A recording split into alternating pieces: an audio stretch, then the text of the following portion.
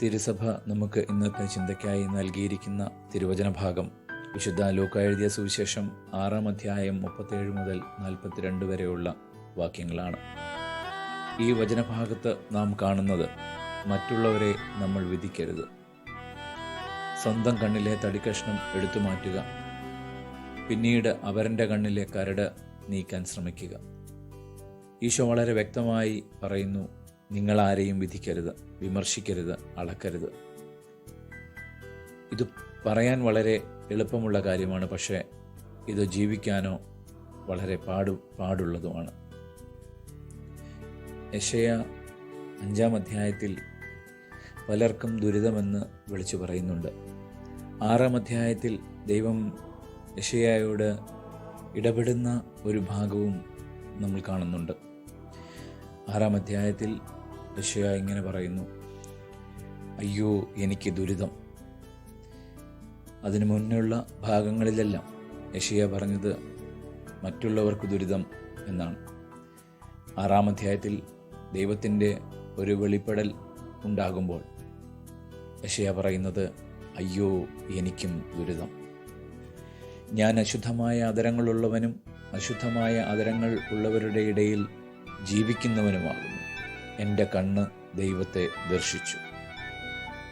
ഇന്ന് എല്ലാ മേഖലകളിലും ഉള്ള ഒരു വലിയ വിപത്താണ് മറ്റുള്ളവരെ വിധിക്കുക എന്നൊരു വലിയ പ്രവണത.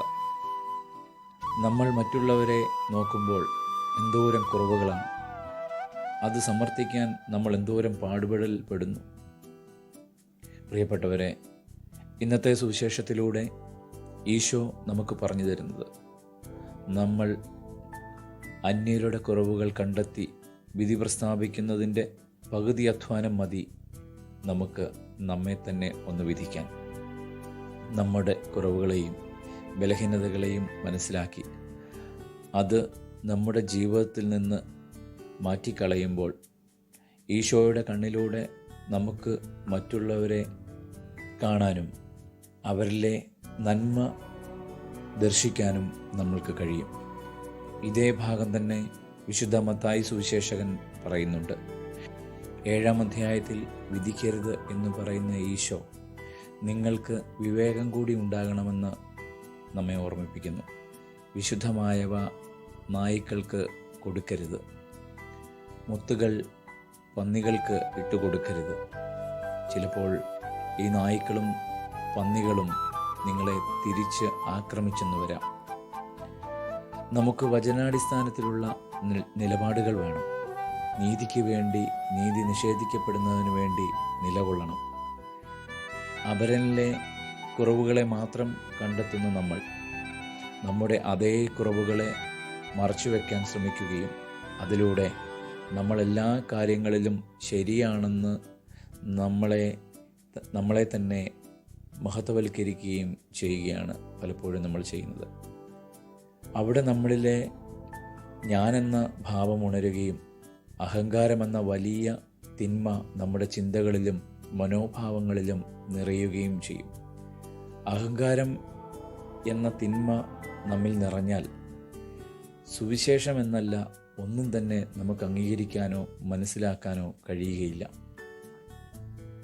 നമ്മളൊക്കെ ചിന്തിച്ചേക്കാം, ഈശോ എന്താണ് ഇങ്ങനെയൊക്കെ പറഞ്ഞിരിക്കുന്നത്? വിധിക്കരുത്, കുറ്റം പറയരുത്, അളക്കരുത് എന്നൊരിടത്തും മറ്റൊരിടത്ത് നീതിക്കായി നിലകൊള്ളണം, തിന്മയെ എതിർക്കണം എന്നൊക്കെ. ഇത് എങ്ങനെ നമ്മൾ നമ്മുടെ ജീവിതത്തിൽ ബാലൻസ് ചെയ്യും? പലരുടെയും ഒരു ചോദ്യമാണ്. വിശുദ്ധ മത്തായി എഴുതിയ സുവിശേഷം 7 അധ്യായം 7 വാക്യത്തിൽ അതിനുള്ള ഉത്തരം ഈശോ തന്നെ പറഞ്ഞു തരുന്നുണ്ട്. ചോദിക്കുവിൻ, നിങ്ങൾക്ക് ലഭിക്കും; അന്വേഷിക്കുവിൻ, നിങ്ങൾ കണ്ടെത്തും; മുട്ടുവിൻ, നിങ്ങൾക്ക് തുറന്നു കിട്ടും.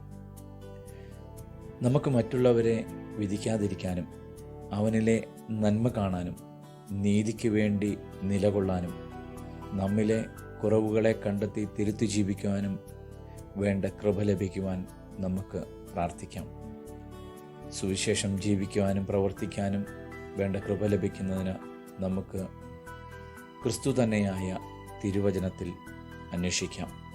വിശുദ്ധ യോഹന്നാൻ എഴുതിയ സുവിശേഷം 10-ാം അധ്യായം 9-ാം വാക്യത്തിൽ ഈശോ പറയുന്നു, ഞാനാണ് വാതിൽ, എന്നിലൂടെ പ്രവേശിക്കുന്നവൻ രക്ഷ പ്രാപിക്കും.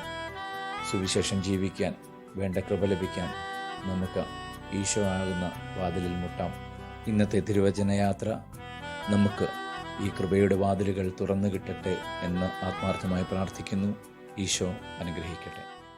ശ്രമിക്കുവാനാവാത്ത നിമിഷങ്ങളെ ആത്മീയ ശക്തിയാൽ നിറയ്ക്കണമേ. മറക്കുവാൻ കഴിയാത്ത ദുഃഖങ്ങളെ മനസ്സിൽ നിന്നു നീ മായ്ക്കണമേ.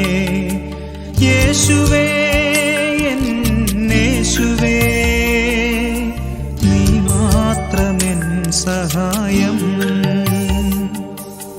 യേശുവേ, എന്നേശുവേ, നീ മാത്രമെൻ സഹായം.